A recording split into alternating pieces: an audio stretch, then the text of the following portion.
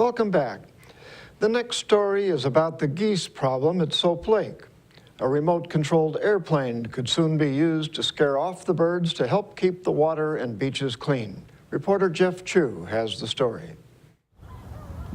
You could call them Soap Lake's Geese Police. Soap Lake Conservancy members hope to launch a remote-controlled plane soon to gently harass the pesky Canada geese that land on popular West Beach.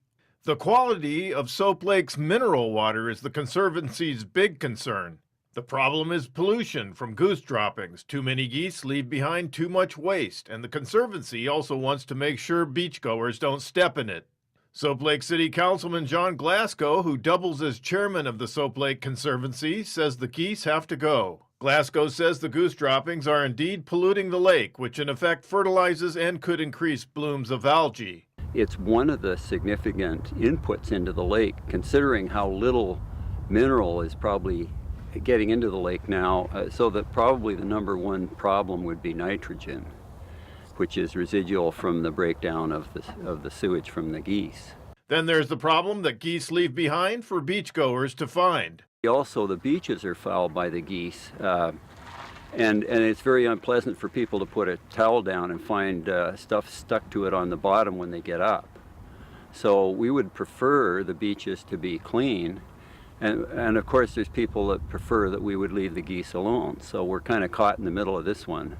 The solution, as Glasgow and others with the Conservancy see, is chasing off the geese using a remote-controlled plane. The plane would not harm the geese, just corral and drive them off the beach and lake. So the only effective way, and we learned this just from studying the internet, there's golf courses in California that effectively use aircraft, model aircraft, to fly at the geese, and it causes them to sort of take off in a flock, and they all behave in a flock. And if you can protect or prevent the geese from returning to their spot where they're comfortable, they're only comfortable in the open. Soap Lake Conservancy Secretary-Treasurer Gene Wing, who grew up in Soap Lake, says the goose problem did not always exist on the lake. I moved here in 1955. I was almost 6 years old, so I learned to swim out here in the lake right here on this beach. We did not have geese here like we do now. It's kind of a mess here. It wouldn't be a pleasant place to swim. Wing says he believes farm fields near the lake attract the geese. It's just due that there's more places for the geese to feed around here, and also the salinity of the lake is decreased over time, and apparently it doesn't bother the geese. Glasgow intends to discuss the issue with his fellow Soap Lake City Council members in an effort to inform residents that planes would not be harmful to the geese while keeping them off the lake and its beaches. I'm Jeff Chu for iFIBER 1 News. Rounding out this week's news coverage is about 4 dance teams that are moving onto the state championship later this month in Tacoma.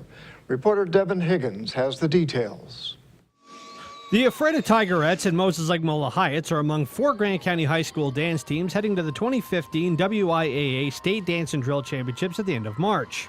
Needing a qualifying score of 210 or better at the District 5 and 6 finals in Pasco on March 7th, Ephrata, Moses Lake, Quincy, and Royal all earned a chance to compete against the best teams in the rest of Washington State. Tigerettes coach Sally Cott said her team is using the next 2 weeks to fine-tune their routine and is focusing on posting their best score of the year. The Mola Hyatts, meanwhile, took first place at districts in the 4A kick, pom, and military categories. Coach Lori Baker said the team is going to Anaheim, California to compete in the USA Nationals dance competition on March 20th and 21st before coming back to state where they'll be taking on rival teams like Othello. The 2015 WIAA Dance and Drill Championships take place March 27th and 28th at the Yakima Sundome. In Ephrata, Devin Higgins for iFIBER 1 News.